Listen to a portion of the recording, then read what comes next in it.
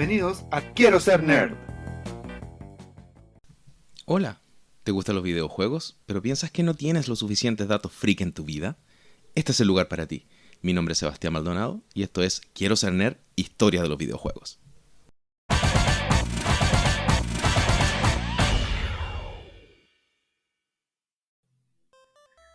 Oye, Sebastián, jugué al Federal Space World. Probé el Space World. Ah, ¿lo jugaste? ¿Y qué te pareció? Lo jugué en un browser, así como emulado de computador antiguo. ¿Sabes qué entretenido? Como que encontré que ¿Ya? era juego, como dijimos ese día, con todas sus letras. Era un juego que se entendía la misión, ¿cachai? Que tenéis 4 botoncitos, uno disparaba, otro aceleraba. Era muy claro lo que tenéis que hacer. Tenía esta fuerza al centro y empieza como a chupar, entonces como que tiene una especie como de tiempo límite para hacer la movida. Era bien, pero era bien arcaico, sí. O sea, tenía como 2 movimientos y nada más. El juego era como tan sencillo que lo jugáis un rato, después ya es lo mismo todo el rato. Es súper complicado para manejar ese juego. Mm, Y yo me sí. imagino a las primeras personas que lo jugaron en el arcade este que pusieron en un bar. En el bar, Y claro. yo creo que súper complicado para poder manejar. Es que yo más encima como juego videojuegos, tomo el control y ya entiendo un poco con la mecánica, pero si no sé qué es un videojuego, nunca he jugado nada y me pasan un control y dicen ya, juega, debe ser 3000 veces más complicado entender lo que hay que hacer. Como el concepto Claro. de videojuego está recién creándose, gestándose. O sea, es un juego bueno, pero no es un juego que yo jugaría hasta el final, ponte tú. Si tuviera un final el juego, yo no sé si llegaría hasta el final jugando ese videojuego. Bueno, es que este es más también como de duelo. Si juegas con otra persona puedes jugar Claro. varias horas entretenido, pero si solo no tiene mucha gracia. Oye, ¿cuál fue el primer videojuego que te diste vuelta? Mira, no fue en Atari, esto fue un poco después, en computador. Creo que tenía disco grande de 5 cuartos en esa época. Un amigo tenía un juego que se llamaba Maniac Mansion.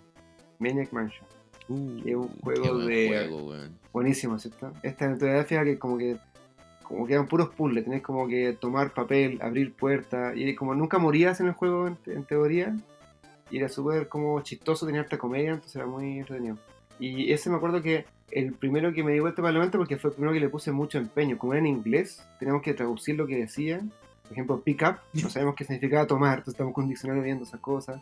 Y como trataba de gente que entraba a una mansión porque habían raptado a una chica, entonces el pueblo juntaba a su amigo y iban a rescatar a la niña. Uno podía elegir los personajes, tenían diferentes habilidades, por ejemplo, el músico tocaba instrumentos, el otro no, qué sé yo. Que había muchas formas de jugar ese juego, entonces cada vez que nos poníamos a jugar podíamos experimentar con cosas distintas con diferentes personajes, dio como mucho mundo. Pero pasó una cosa muy, muy chistosa, no sé si en esa época no existía todavía, no se había inventado, o no sabíamos Ujú. cómo hacerlo, pero no grabábamos nosotros, no podíamos grabar, o no sabíamos cómo grabar. Entonces, Ya, no era difícil grabar en esa época, había que poner toda una indumentaria para poder grabarse.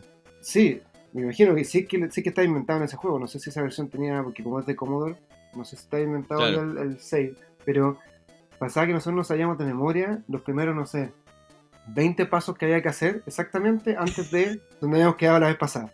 Y cada vez que jugábamos un juego entero de nuevo, del principio hasta la vez pasada, y probábamos y no, ya tenemos un paso más. Al día siguiente hacíamos todos los pasos más ese para seguir de ahí. Y al final nos dimos cuenta del juego casi de memoria. Ya se me olvidó en todo caso, porque ese año atrás todavía me acordaba los primeros pasos del juego. No te puedo creer. Sí, cosa de la época. Oye, ese juego es súper importante porque con ese juego se crea la plataforma Scam, con esta que se hacen todos los videojuegos de point and click para adelante. Sí, pues los de LucasArts, es cierto. Tienes toda razón. Claro. De hecho, creo que Scam era Script Creation Utility for Maniac Mansion, ¿no? Creo que tiene incluido el nombre. Exactamente, el nombre viene de ahí porque esa es la primera vez que se hace como todas esas utilidades o ese kit para poder hacer ese tipo de videojuegos mucho más rápido. Mira. Así que es súper, súper importante ese juego. Yo fui parte ahí del equipo que jugó la primera generación de Hasta aventura el gráfica. final que lo jugó. Oye, ¿el tuyo? ¿Tu primer juego que te diste vuelta? El primer juego que me di vuelta fue Kirby. Sí, lindo, qué yo soy malo para jugar los videojuegos en realidad. Como que me gusta analizarlos, ver su historia, sus datos freak, pero jugarlos como que yo soy bien malo para jugar. Dice como de habilidad, tú decís como de reacción y todas esas cosas. Sí, mi coordinación ojo-mano deja mucho que desear, la verdad. Y las reacciones que tengo también son como medias lentas, qué sé yo. Pero me acuerdo que ese juego lo dimos vuelta entre varios. Éramos como 4 que nos juntamos un fin de semana a dar vuelta el Kirby en mi casa. Estuvimos jugando, no sé, todo el día jugando hasta darlo vuelta. Y se iban turnando. Claro. Y resulta que en un momento estábamos ya distribuido de 4 personas, nos íbamos pasando el Player 1 como para que fuera más rápido poder jugarlo y que la persona que lo tuviera también estuviera jugando un rato, entonces jugaba Ajá. hasta que se moría. Como, claro, el que moría de pasar el control del lado. Exactamente, el que moría pasaba el control del lado, entonces lo que hicimos fue distribuir unos sillones, dejamos 2 sillones adelante, 2 sillones atrás y nos íbamos rotando, así como con el reloj nos íbamos cambiando las cuestiones. Qué bueno. Y el que estaba frente al televisor era el que estaba hacia adelante a la derecha. Ya. Bueno, resulta que estábamos jugando Kirby y en un momento el que estaba jugando empezó así como en un estado de concentración, llevaba mucho rato jugando y acercándose como al jefe final. Ujú. Y estaba jugando y para poder concentrarse empezó a decir como en voz baja y cada vez más alto empezó a decir matar, matar, matar, matar. Entonces Sí. nosotros estábamos sentados atrás y como que lo escuchábamos así, lo estábamos mirando medio raro. Y me acuerdo del Rafa que estaba sentado al lado del Marcelo que estaba jugando el videojuego. Ya. Se da vuelta, así despacito, nos queda mirando. Después echa la cabeza para adelante y se levanta así, pero despacito, despacito. Nosotros pensamos que era así como para no interrumpirlo porque estaba así, con toda la racha, capaz que se daba vuelta el juego en ese momento. Se sienta entre medio de los dos que estábamos atrás y nos dice, bien bajito, tengo susto. Entonces, y nosotros estábamos atrás tratando de no reírnos. ¿Por qué? Porque para no desconcentrar a este otro que estaba a punto de llegar a donde el jefe final, ¿cachai? Y este otro estaba adelante, cada vez más fuerte, diciendo matar, matar, matar, matar. Y en la pantalla se veían, no sé, pues, se veían estrellas, se veían monitos felices, ¿cachai? Claro. Como es Kirby, po, no es un juego que uno diga matar, matar, matar, matar a cada rato, ¿cachai? No, podría elegir otra palabra, no sé, ganar por último, pero matar es como tal Claro, psicópata. pero está ahí, matar, matar, matar. Uy, Qué qué bueno. wea más chistosa. Bueno. Bueno, al final explotamos de la risa y no se pudo dar vuelta el juego en ese momento, pero bueno. Oh, no. Ay, qué bueno. Oye, pero a Fede lo dieron vuelta, sí. Le dieron vuelta entre Sí, los lo cuatro, di ¿no? vuelta, pero lo digo vuelta después, en otro intento. Ya. ¿Sabes qué? De lo que más me acuerdo, no me acuerdo mucho cuando nos dimos vuelta de verdad al juego, sino que me acuerdo de esa situación. Del el Rafa yendo para atrás y diciendo, tengo miedo. Está muy chistoso, de verdad, está muy chistoso. ¿Y eso fue de qué año más o menos? Porque Kirby es como de Nintendo, ¿no? De esa generación. El Kirby es de Nintendo, sí. No me Debe haber sido acuerdo. por 90, 90 y poco. Claro, claro. No Sí, estábamos con tan él. viejos, éramos cabros chicos todavía. No estábamos Sí. no estábamos en la media, pero no me acuerdo en qué año fue. Yo lo de Night Mansion fue como la misma época también. Como que no tenía Nintendo en mi casa, así que jugaba más PC. Entonces sí, como la misma época. Claro. Oye, ¿partamos? Ya, pues, démosle. Oye, ¿de qué vamos a conversar hoy día?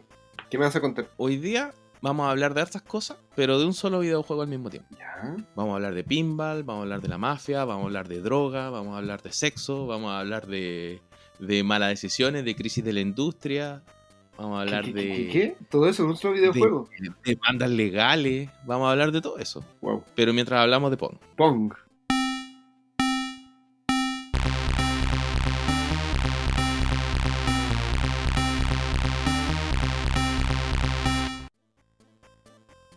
Oye, Pong lo conozco como un juego bien clásico, pero ¿por qué tantas cosas así extremas relacionadas con ese juego? Este juego tiene tantas cosas metidas entre medio porque está como enraizado en el inicio de la historia de los videojuegos. O sea, con ¿Ya? este juego parte toda la industria de los videojuegos para adelante. Si yo tuviera que nombrar cuáles son los 3 videojuegos más importantes que existen, el primero sería Pong, el segundo sería Space Invaders y el tercero sería Super Mario Bros. Ah, chuta. Para mí este juego es el más importante de todos. Con este se inició toda la industria de los videojuegos. Y durante mucho tiempo la gente pensaba que Pong era el primer videojuego. Y sabemos que es Space World. Claro, sabemos que hay Space War, pero durante mucho tiempo la gente pensaba, incluso salió en varias revistas y en muchos artículos, que Pong era el primer videojuego. Pong no es el primer videojuego, como ya sabemos. Pong tampoco es el primer videojuego de Atari, ni siquiera. Y Pong no es ni siquiera el primer Pong que existe en el mundo.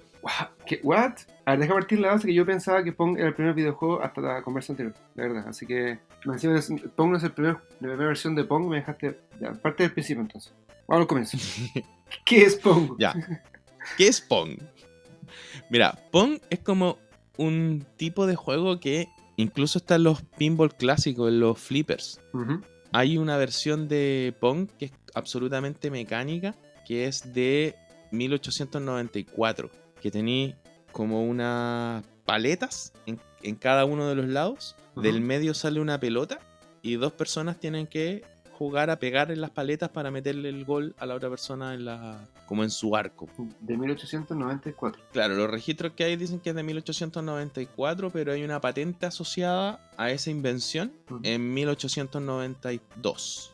Yeah. Pero como que parece que se construyó en 1894. Ya, o sea, es la primera versión de un duelo de como de ping pong, pero con versión electrónica de la historia. Sí, no era electrónica esa, es absolutamente mecánica. Ah, sí, dijiste mecánica, es cierto. La primera versión de Pong digital que hay la podemos encontrar en la Magna Odyssey de 1972.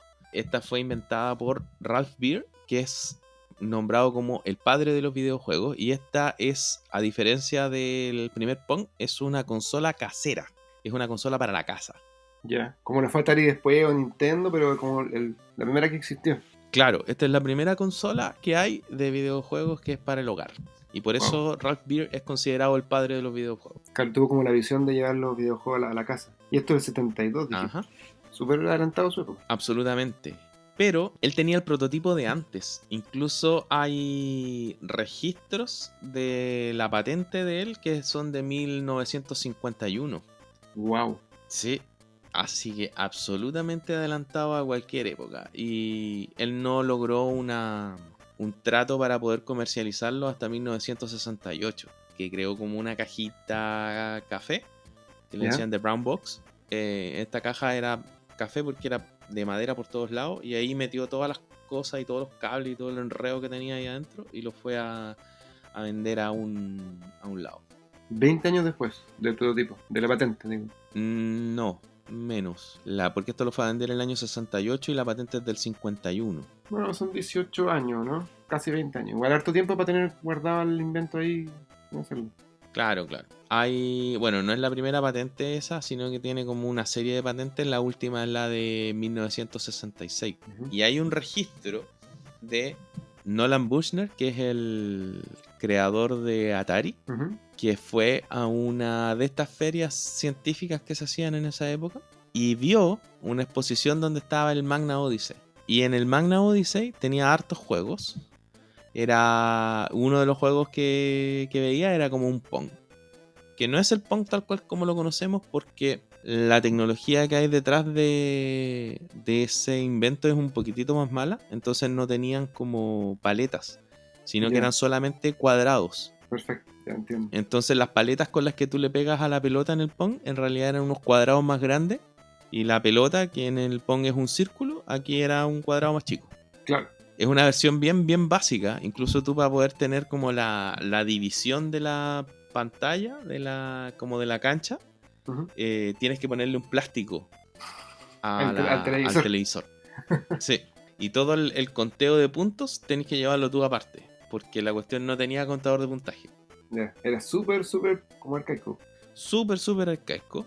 Y era muy básico, pero era para la casa y cabía en una cajita que era transportable, ¿cachai? Claro. Y también era malo, tenía como interrupciones porque se interrumpía un poco la jugabilidad, porque se jugaba como con unas perillas y el movimiento de estas perillas interfería en el movimiento de la pelota. Entonces tú como que movías la perilla para mover el cuadrado para pegarle a la pelota, pero mientras movías la perilla interferías en el movimiento de la pelota también. Entonces como que se movía un poquito errática porque tú movías la perilla. Claro, bueno, la hacía con efecto. Claro, como que le estás pegando un poquito de chanfle, entonces tenías que mover la perilla. Claro. Bueno, entonces ese es el primer Pong verdadero. Ahora, ese juego venía con la consola, era como el juego, porque me dijiste que habían varios juegos, ¿venían todos incorporados? ¿O tú comprabas el juego aparte? ¿No sabes si funciona así? Todas las consolas en este tiempo son de primera generación. Y todas las consolas son de propósito específico. No podías intercambiar juegos entre consolas. Ya, perfecto. Esta cuestión tenía como modalidades de juego en realidad. Que tenía como, no sé, jugabais Pong, que no se llamaba Pong, se llamaba tenis, TV tenis o algo por el estilo. Teníais como un juego donde teníais que solucionar un laberinto. El laberinto obviamente eran como unos laberintos que se pegaban en la cuestión y tú tenías que mover la luz a través del laberinto. Y tenía como varios juegos así, pero en realidad estaban todos cableados adentro. Lo que se hacía era cambiar como unos jumpers que conectaba y otras cosas para que funcionara la cuestión con otra modalidad. Ya, perfecto. Y tenía unos cartridges, pero estos cartridges no eran como los cartridges modernos donde vienen los juegos ahí, sino que lo único que hacían era cambiaban los cables. Entonces tú le ponías ahí este cartridge, entre comillas, a la Magna Odyssey original, y con eso tú cambiabas la modalidad de juego. Ya, ¿Sí? perfecto. Era solamente para hacer más fácil el como recableado de un juego a otro. Ya. Oye, acá me imagino que el Pong dejó un poco la embarrada. Están todos obsesionados jugando Pong en la casa y se hizo más popular el juego. El tenis, TV tenis, o como se llama en ese momento. Sí, fue tan exitoso que en su primera versión vendió 150 copias. En esa época una consola no existía. Vendió 100% de sus copias, me imagino. No, nada, se quedaron con un stock gigante. Esta cuestión fue un fracaso máximo. Mira, era tan visionario Sí. y lo hizo mal. Lo que pasa es que este tipo se asoció con una empresa que también hacía televisores. Entonces lo iban a distribuir a través de su serie de, ¿cómo se llama?, de tiendas que también vendían televisores. Pero todos los encargados de tienda le hacían pensar, o no todo en realidad, pero de las tiendas más importantes, hacían pensar a la gente que para poder jugar esta nueva videoconsola tenían que forzosamente comprar una tele de las más nuevas. Claro, ya. Como para poder aumentar sus ventas de televisores. Porque a ellos en realidad lo medían por las ventas de televisores, porque era una empresa que vendía televisores y no que vendía videojuegos, sino que se asociaron con estos para poder... distribución y todo, claro. Y resulta que por eso casi nadie compraba la cuestión, porque pensaban que no funcionaba en otro televisor. Y resulta que la cuestión sí funcionaba en otros televisores, pero solamente por ese como truco que quisieron hacer para tratar de asociarlo con la venta de un televisor nuevo, es que no tuvo casi ningún éxito. Sonaba como una buena idea, pero al final... Sí, y una muy mala ejecución. Dista mucho de la locura que uno pensaría que generó Pong, digamos. Yo de verdad pensé que iba a ser como una cosa masiva, todo el mundo iba a comprarse la mano. No, para nada. Bueno, justo en el 72, cuando estaba saliendo esta consola, Nolan Bushnell le encarga la creación de Pong a Alan Alcorn. Él es el que crea Pong finalmente para Atari. O sea, tal como conocemos nosotros el día el juego clásico, es el que él hizo. Exactamente. Alan Alcorn estaba haciendo una pasantía dentro de Atari. Ya. En ese tiempo Atari no se llamaba Atari, sino que se llamaba CCG. CCG, ya. Sí, o algo por el estilo. Es como hace alusión a una conjunción estelar donde 3 estrellas están juntas alineadas. Okay. Atari en un principio iba a estar formada por 3 personas. Nolan Bushnell y 2 compañeros de él más. Uno de ellos como que sabía programar y sabía programar computadores. Los otros 2 eran ingenieros eléctricos. Okay. Y resulta que cada uno iba a colocar $500 como para hacer partir la empresa y con eso iban a empezar a hacer todo.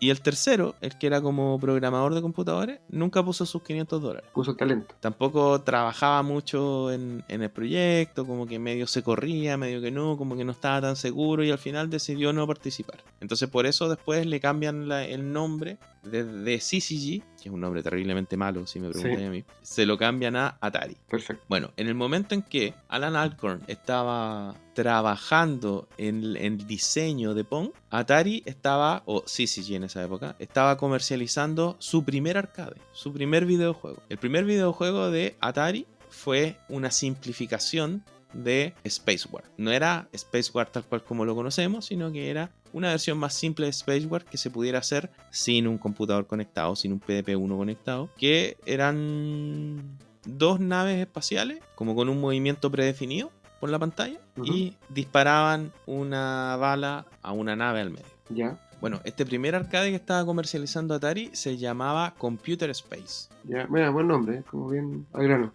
Computer Space. Sí, bien al grano. Y le sacaron todo lo que tenía que ver con guerra del nombre, porque estaban muy preocupados en esa época por la Guerra Fría. Entonces cualquier cosa que tuviera guerra y espacio, entonces como que... No era buena idea. Claro, no era muy buena idea porque podía como causar o traer temores ocultos, digamos. Claro. Bueno, resulta que ese fue el primer videojuego que hizo Atari, Computer Space, que era esta simplificación de lo que era Space War.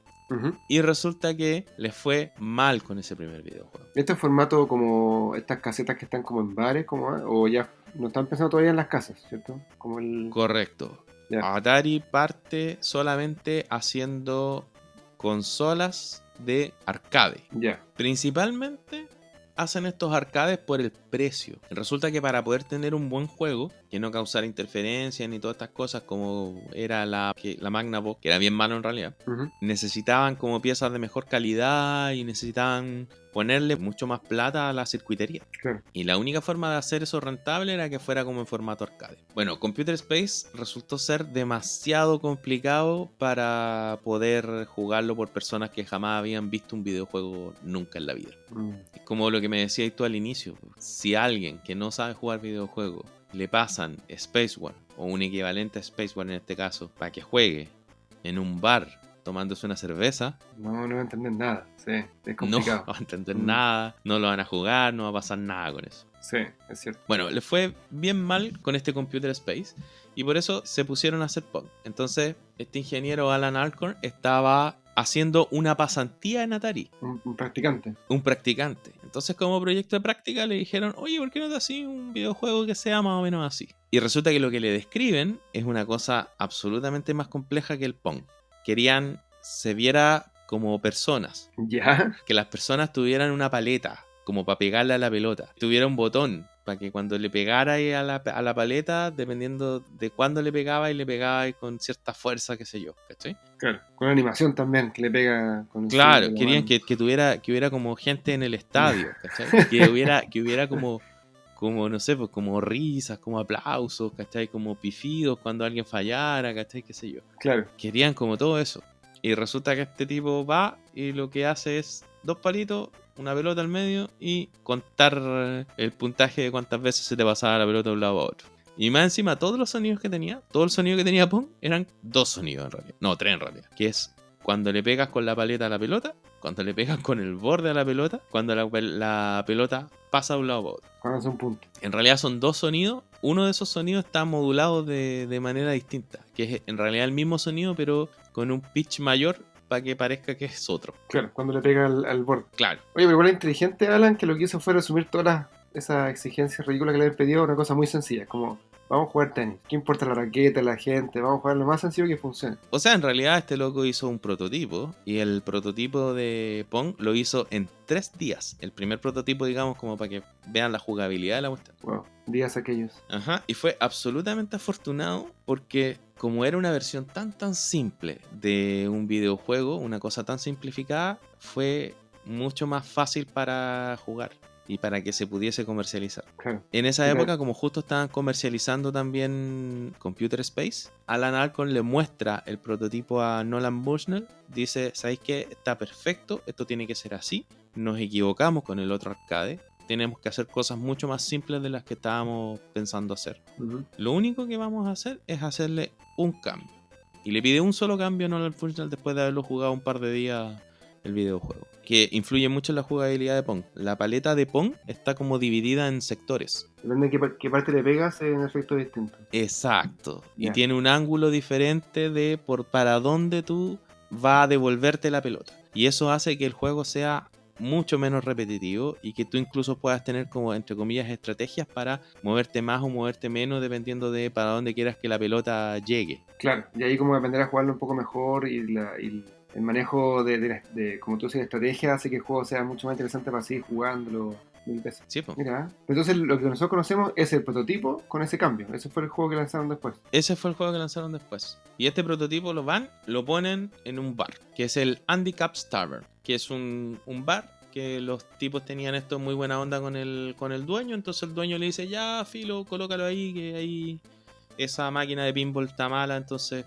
déjalo ahí por mientras para cachar cómo funciona tu juego. Claro. Ya, pues lo dejan ahí. Y otra cosa que habían aprendido con el Computer Space es que los videojuegos tienen que tener como un modo como demo. Que muestre cómo es el juego, mientras nadie está jugando. Exactamente. Y es una cosa que aprendieron cuando fueron a Las Vegas y veían cómo las máquinas de tragamonedas funcionaban. Las máquinas de tragamonedas, en el fondo, cuando no las estás usando, como que te muestran cómo se juegan, con eso como que te llama un poco la atención y hace que tú vayas a jugar con ella. Claro. Yo me pierdo un poco también como el miedo intimidante de acercarse a una máquina que uno conoce porque sabe un poco qué es lo que se espera. Claro. Mm. Entonces en este modo demo, lo dejaron ahí y lo dejaron en el modo demo.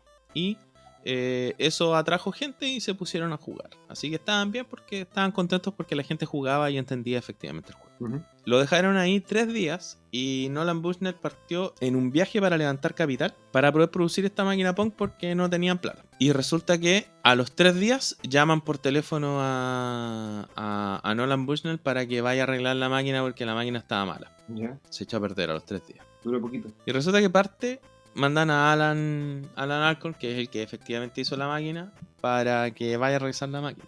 Llega, abre la cuestión donde están las monedas, porque de ahí tú te metías a la circuitería. Ujú. Abre la cuestión de las monedas y empieza a caer plata, pero Wow. como loco. Resulta que la máquina no estaba mala, sino que se había llenado de tantas monedas y no le cabía ninguna moneda más, entonces la cuestión no funcionaba. Estaba llena hasta arriba. Una cosa que nadie se esperaba, me imagino. Mira. Absolutamente nadie se lo esperaba. Oye, esto es como una escena de película, ¿eh? Me imagino la historia de Pong contada como visualmente y llega él y se la abre y caen las monedas. Como muy, muy interesante, muy narrativa la historia. Sí, sí, es muy, muy simpática, es muy, muy entretenida. El que la cuenta también es Nolan Bushnell, que es una máquina de contar historias y como que le pone un poco de su cosecha también y todo. Sí, me imagino, o sea, igual está bueno. Él la cuenta ahí con sus colores, tal vez esté un poquito alejada de la realidad, pero así es más simpática, digo. Así más simpática, eso mismo. Y en ese mismo momento llaman a Nolan Bushnell para decirle que en realidad la máquina estaba buena y que estaba llena de monedas. Ujú. Y en ese minuto Nolan Bushnell decide no levantar la plata que iba a levantar y dice, no, filo, yo voy a pedir plata en un banco y la voy a construir yo porque así voy a ganar más plata. Ok. Así que se deciden a construirla ellos. Igual es bien sensato pensar eso. Más encima después de ese éxito, como que uno prevé que en realidad el mejor negocio es lanzarlo rápido y así como estaba. No, sí, una buena movida. Y bueno, generan su fábrica y aquí es donde empiezan las cosas como del el sexo, la droga y el rock and roll de la industria de los videojuegos. ¿Ya? Nolan Bushnell coloca una empresa que tiene como un paradigma absolutamente distinto. Contrata a gente joven porque nadie sabe manufacturar videojuegos. Nadie hace videojuegos, nadie hace arcade. Estos son los primeros arcade que están saliendo. Entonces nadie sabe hacerlo. Así que tiene que enseñarle a toda la gente. Contrata gente más joven porque resulta que es más fácil enseñarle y aprende más rápido. Ujú. Y se dio cuenta que una de las formas de incentivar que produjeran más rápido es hacer fiestas. ¿Ya? Entonces, resulta que como bono de cumplir tu cuota semanal, en vez de darte plata, estos jóvenes hacían una fiesta. Con copete, con marihuana, incluso con algunas chiquillas que venían a visitar. O sea, es como, trabajemos duro en la semana, pero todos los fines de semana sí o sí va a haber una fiesta destructiva donde todo lo va a pasar bien y hasta más barato que haga un bono probablemente. Y aprovecharon todos de pasarlo bien. Correcto. Incluso la gente decía que se podía oler el día lunes qué tan buena había estado la producción en la semana anterior. Ya, ok. Tú entrabas a la fábrica y dependía como de la cantidad de olor a marihuana que hubiera, es qué tanta producción había tenido Pong la semana anterior. Es bien joven, es bien como universidad. Pero esto hace que a Nolan Bushnell como que le cause problemas después. Bueno, porque resulta que hay un comité que es el Game Development Choice Award, que da un premio como a los pioneros de la industria de los videojuegos todos los años. ¿Ya? Y el año 2018 le iban a dar el premio a Nolan Bushnell. ¿Ya? Pero resulta que estaba también justo este movimiento del Me Too. Ah, Y Nolan Bushnell era famoso en la industria por hacer reuniones como en jacuzzi, con toda la gente en traje de baño. claro. Y como que había algunas secretarias que tenían que asistir a las reuniones y como que les incomodaba un poco, parece el tema. Sí, te iba a decir que era otra época, pero esas fiestas han sido bien incómodas también. O sea, hoy día no se podría hacer eso. Absolutamente no. Y claro, era otra época y hay mucha gente y muchas mujeres que trabajan en Atari que defienden a Nolan y le dicen que en realidad, pucha, hay que pensar y ponerlo en perspectiva en la época y todo. Pero resulta que el movimiento fue más fuerte y el comité decidió no darle el premio de pionero de los videojuegos a Nolan Bushnell. Claro. Así que el año 2018 se dio un premio como a todas las personas que contribuyeron a la industria pero que no han sido como de renombre. en vez de darle el premio a Nolan Bushnell. Bueno, está bien, tampoco puedes premiar esa conducta. Está bien. Sí, y el premio es más como un reconocimiento en realidad, más que cualquier cosa. Como que todo el mundo sabe al final que la persona que potenció toda la industria de los videojuegos y la que instaló la industria de los videojuegos en el mundo es Nolan Bushnell. Claro. Independiente que el padre de los videojuegos haya podido ser este tipo Ralph Beer, da lo mismo. La persona más importante al inicio en la industria de los videojuegos es Nolan Bushnell. Él es el que implantó la industria, él es el que creó la industria, él es el que se abrió paso. Y todo con este juego, que para mí es el más importante de todos en la historia. Entonces, si con esto parte todo, y después Atari con este juego lo lleva a las casas y todo, se fue el pionero, en realidad. Fue el primer juego como real que llegó a todas partes y que todo el mundo lo sabía jugar, y hasta el día de hoy sigue siendo un clásico que todo el mundo conoce. O sea, la cuestión tenía 3 instrucciones cuando lo pusieron en el bar. Y las instrucciones eran: colócale una moneda para partir, mueve la palanca para mover la paleta, trata de pegarle a la pelota para no perder tantos puntos. Muy sencillo. Además, que tenía otra cosa que contribuyó mucho para que se hiciera muy popular en las tabernas, que era que no se podía jugar solo, tenía que jugar con alguien. Entonces se daba mucho que la gente llegaba a jugar y como se jugaba con una mano, con la otra mano podía sostener la cerveza, ¿cachai? Entonces como que tenía que jugar de a dos sí o sí, entonces estaba obligado a conversar con el que estaba al lado. Claro, era bien social. Claro, el quarter te duraba unos minutos y era súper social. Sí, cayó como perfecto para la época. Además que coincidió con que en la época recién estaba dándose como un repunte de los pinball. Perdón, pinball es esta caseta donde se apretan los botones por el lado y las paletas van empujando la pelota hacia diferentes puntos, ¿no? Que todavía, hasta el día de hoy todavía existen algunos bares y todo. Absolutamente. Resulta que durante la Segunda Guerra Mundial tomaron todas estas máquinas de pinball y la gran mayoría se fundió para poder hacer armamento de guerra y para poder hacer ese tipo de cosas. Entonces, la gran mayoría de los lugares donde había máquinas de pinball no tenían. Y claro, ya estamos hablando de los 70, habían pasado muchos años entre medio, pero resulta que siempre los pinball estaban asociados como con una mala reputación, como con gente de mala vida, la mafia o qué sé yo. Entonces había incluso lugares como Nueva York, que hasta 1970 las máquinas de pinball estaban prohibidas y no se podían colocar máquinas de pinball. O sea, no es un tema de apuesta, es un tema como de juego ilegal. Es que es un tema de apuesta, porque resulta que usaban las máquinas de pinball para hacer apuestas. Ya, perfecto. Pues ahí entra la mafia. Claro, entonces como que decían ya, no sé, pues, se ponía a jugar a alguien, ¿cachai? Y apostaban a qué número, a cuánto puntaje llegaban y no sé qué. Entonces, bueno, tú sabes, pues si ponen a un montón de gente y hacen algo ilegal, se van a juntar igual a hacerlo, pues, obvio. Claro, me imagino que la Ponga trajo también un poco la mafia, ¿no? No tanto, la verdad. Como que ya se había quitado un poco ese estigma. Y en los años 70, como te digo, en la gran mayoría de las ciudades había dejado de ser ilegal poner máquinas de pinball en los bares o qué sé yo.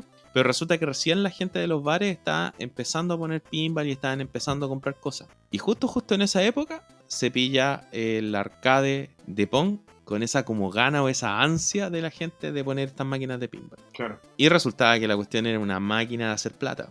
Había gente que hacía cola para jugar Pong en los distintos bares. Esperaban a que los bares abrieran haciendo cola afuera para meterse a jugar Pong. Mira, ahí creo que igual Bushnell fue un poco visionario, de tener el olfato de ver que en ese momento había una necesidad también de esas máquinas, y también por eso dijo: invirtamos nosotros mismos y hagámoslas nosotros mismos porque es el momento para hacerlo. Exactamente. Además, estas máquinas eran muy codiciadas porque una máquina de pinball normal dejaba en el día entre 10 y 20 dólares. Las máquinas, digamos, famosas, pues las que usaban efectivamente.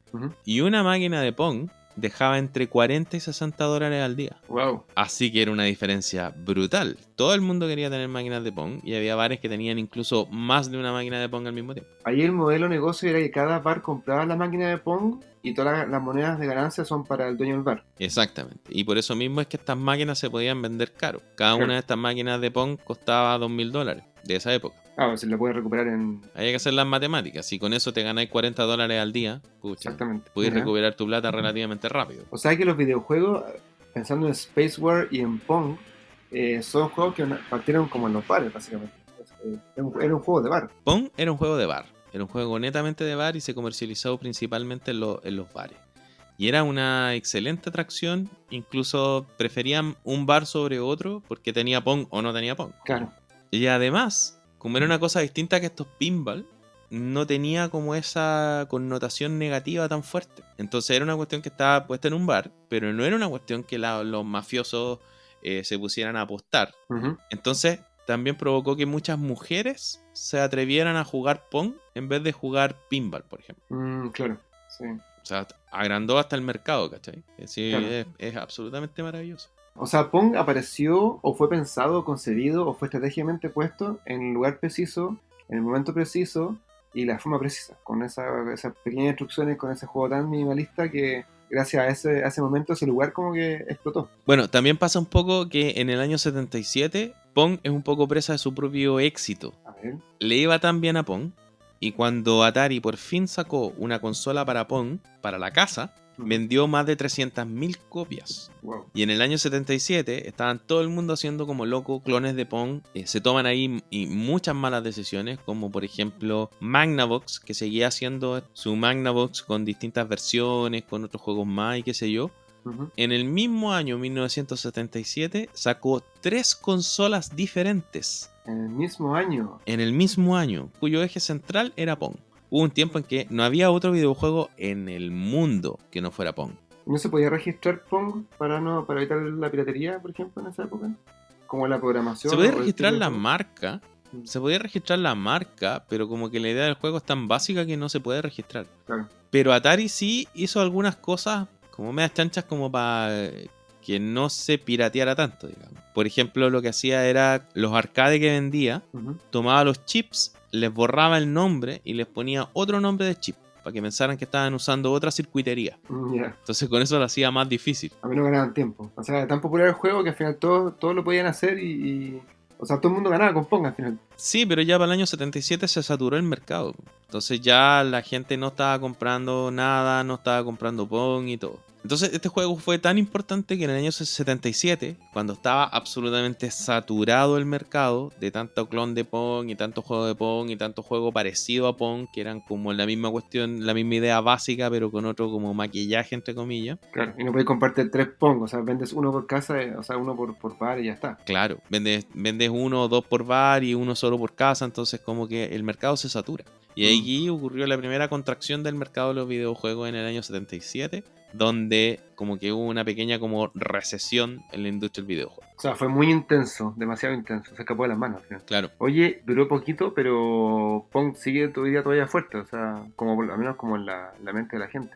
Porque todo el mundo lo jugó en la casa con la Atari 2600, ¿no? Claro, claro. Esa es la primera consola de Atari para la casa que se puede jugar más de un juego al mismo tiempo. Claro. Pero Atari continúa hasta el día de hoy haciendo Pongs. ¿En serio? ¿La gente juega Pong todavía? Absolutamente. Hace unos años salió una versión como electromecánica de Pong, donde tú podés jugar Pong con unos bloques reales, con unos bloques en 3D reales, ¿cachai? Y todo eso. Ah, mira. Como una mesa de centro donde Ya. tú podés jugar Pong a cada lado, que es como una mesa para el café. O sea, una especie como de retro vintage versión de Pong. Y la creó Atari. Sí, porque Atari sigue vivo. Yo sé que hace juegos a veces para consolas, tiene un par de licencias de personajes. No sabía que hacía Pong. Es como una máquina, es como una cuestión de café de Atari. Sale carísimo, sí, sale como 1.000 euros. Ya, pero súper bonita la mesa, como elegante, con luces de neón. Como que dan ganas de comprarla y tenerla ahí. Sí, no es. Es maravillosa la mesa, yo tengo puras ganas de comprarme esa cuestión, pero por 1.000 euros no sé si me la voy a comprar. No, demasiado. Oye, esperar que el mercado se sature de nuevo, tengan toda una mesa de Pong y después podemos comprarla una usada o más barata. Oye, muy bonita la mesa, en serio. Sí, es maravillosa, a mí me encanta. Y puedo ponerle música Bluetooth, tiene cargador Sí. USB, es súper moderna, así es de Correcto. 2020. No, sí tiene un montón de funcionalidades modernas. Es maravillosa, sí es súper, súper lindo. Otra de las razones por la que yo encuentro que Pong es una de los videojuegos más importantes de la historia es porque la primera consola de videojuegos que hizo Nintendo es un clon de Pong. Ya. Esto obviamente en el mercado de Japón nunca se lo de ahí. Claro, el mercado de Japón nunca salió de allá, absolutamente en otro lado. Pero esta consola hace que Nintendo entre en los videojuegos. Porque Nintendo antes hacía cartas, juegos de cartas, ¿no? Como Hanafuda y esas cosas clásicas japonesas. Y también en esa época hacía como juguetes, pero juguetes físicos para los niños. de estas, no sé, estas manos como que agarran a la distancia. Ya, perfecto, como esas cosas que son más mecánicas. Claro, que hayan como unas manos que tú las apretabas y como que sacabas cosas a la distancia. Sí, que como un gatillo que cerraba la mano. Sí, sí, sí. Exactamente. No sé si tuve uno, lo ocupé cuando chico, me acuerdo haberlo visto.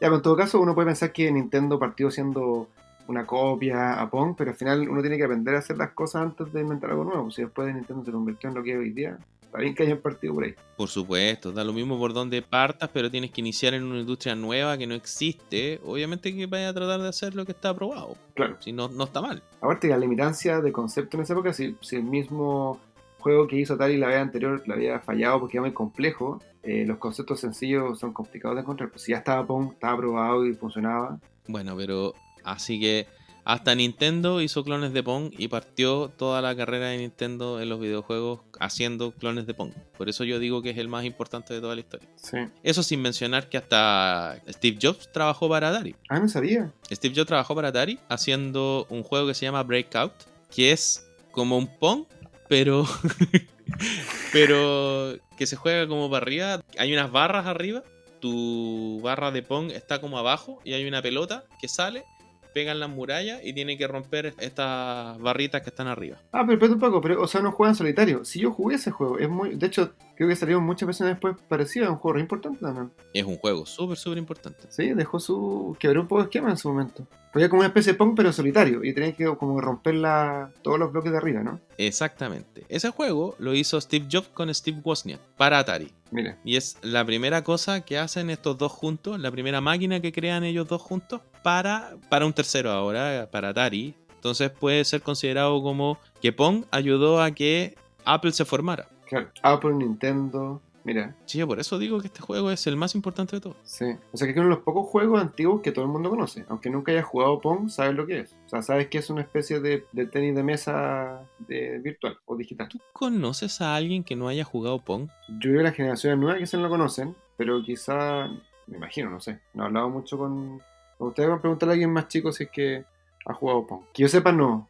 Porque Pong hay versiones de todos los gustos, sabores y para el móvil también hay un montón. Sí, sí, probablemente es cierto. Son como esos juegos eternos, como el Tetris, que también encuentro que es un excelente Claro, pero así. Así que no sé si concuerdas conmigo tú que el Pong es el juego más importante de juego. Yo creo todos. que sí. Tanto porque es un juego súper sencillo y fácil de jugar. Es un juego, como hablamos de Spaceball, que también es un juego como per se, en su esencia es un juego. Y segundo, porque partió todo. Pues al final Pong fue el que, gracias a Pong está toda la industria de videojuegos que viene después. Porque también estuvo involucrado en la primera consola casera también, que es lo que hoy día es PlayStation, Xbox, que son tremendas industrias. Todo partió gracias a este concepto de jugar tenis de mesa en forma digital. Y eso sin contar todos los miles de clones y todas las miles de Pong con otros sabores o con otros nombres. Entonces tú hay un videojuego que se llama Basketball, ¿Ya? que es como una especie de Pong, donde tú controlas dos jugadores de básquetbol que se ven en la pantalla como jugadores de ¿Ya? básquetbol. Y tu contrincante controla dos jugadores de básquetbol. En cada una de las orillas, en la parte superior, hay un aro de básquetbol. Y hay una pelota que tú tienes que mover a tu jugador para pegarle a la pelota y que esta pelota pueda caer en alguno de los dos aros. Ojalá en el área contrario para que tú puedas hacer puntos. ¿Ya? Y esto es como un clon de Pong. Una otra forma de jugar Pong como de manera vertical y como con dos monos al mismo tiempo, qué sé yo, pero igual en la esencia es Pong. Pero ese juego es súper importante porque es el primer videojuego que usa sprites en vez de usar directamente como controles vectoriales para dibujar cosas. Son imágenes que están en alguna memoria y se sacan de la memoria para poder renderizarlas en la pantalla. Y esto es súper importante porque de aquí para adelante casi todos los videojuegos van a dejar de usar cosas vectoriales y van a empezar a usar cosas basadas en sprites. Sí, pues es verdad, yo no sabía que lo había inventado ese juego, porque los sprites son súper útiles, especialmente durante los 90, toda la animación que uno veía eran puros sprites. Hoy día es cosa 3D y todo, pero en ese momento era como la única forma de ver un personaje en el sprite.